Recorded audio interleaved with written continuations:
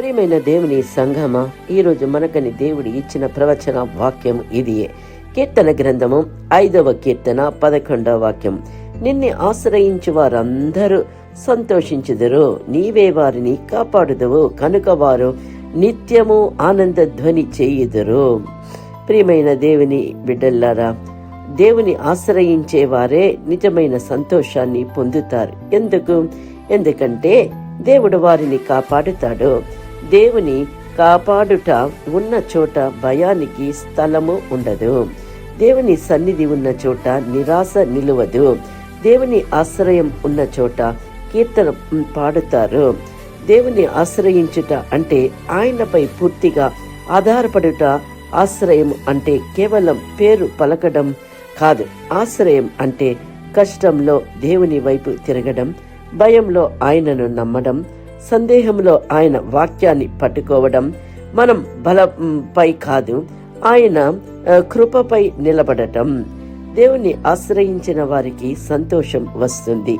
ఈ ఆనందం కష్టంలోనూ నిలుస్తుంది, కన్నీళ్లలోని తగ్గుతుంది, పరీక్షల్లోనూ ఆరిపోదు. ఎందుకంటే అది పరిస్థితుల వలన కాదు, ప్రభువు సన్నిధి వలన వస్తుంది. దేవుడు తన ప్రజలను కాపాడతాడు. శత్రువుల నుండి, ఆపదల నుండి తప్పిస్తారు. ప్రమాదాల నుండి, బంధకాల నుండి, నిరుత్సాహంలో ఉండే వారిని దేవుడు విడిపిస్తారు. భయం, చీకటి నుండి కాపాడిన ఆ మనిషిని లోకం పడగొట్టలేదు. ఈ కీర్తన రాసిన దావీదు ఎన్నో శత్రువులను, కష్టాలను, పారిపోవుటను అనుభవించాడు. అయినా అతన్ని దేవుని ఆశ్రయించాడు. అందుకే అతని జీవితం స్తోత్రములతో నిండియున్నది.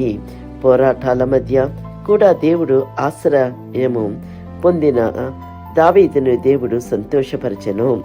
దానియేలు సింహాల గుహలో పడినా భయపడలేదు. ఎందుకంటే అతని ఆశ్రయం దేవుడే.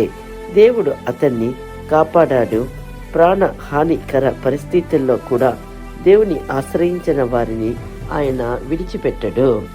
షద్రక్, మేషాక్, అబేద్నెగోలు అగ్ని గుండంలో పడవేయబడ్డ వారు దేవుని నమ్ముకునిన వారగుట చేత దేవుడు వారితో అగ్ని గోళంలోని ఉండెను. దేవుని ఆశ్రయించిన వారు అగ్నిలో తప్పకపోయినా అగ్ని కాపాడబడతారు. తన ప్రజల రక్షణ కోసం ఎస్తరు దేవుని ఆశ్రయించి ఉపవాస ప్రార్థనతో ముందుకెళ్ళింది. దేవుడు ఆమెను ఉపయోగించి ప్రజలకు రక్షణను ఇప్పించెను. దేవుని ఆశ్రయించిన వ్యక్తిగత కాపాడుట మాత్రమే కాదు, సమూహ రక్షణకు కూడా కారణమవుతుంది. పౌలు మరియు సీలలు జైలులో బంధింపబడి కొట్టబడి ఉన్నప్పటికీ వారు దేవుని స్తుతించారు. వారి ఆనంద ధ్వని మధ్యలో దేవుడు కంపింపచేశారు. బంధకాలు విడవబడ్డాయి. ఆశ్రయించిన వారిని పాటల చీకటి స్థలాలలో కూడా మారుస్తాయి. చిన్న ప్రార్థన. ప్రియమైన సహోదరి, సహోదరుడా, ఈ వాక్యాన్ని వింటున్న మనతో దేవుడు ప్రవచిస్తున్నారు. దేవుడు మనతో మాట్లాడి దేవుడు మనల్ని ఘనపరిచే దేవుడై ఉన్నారు.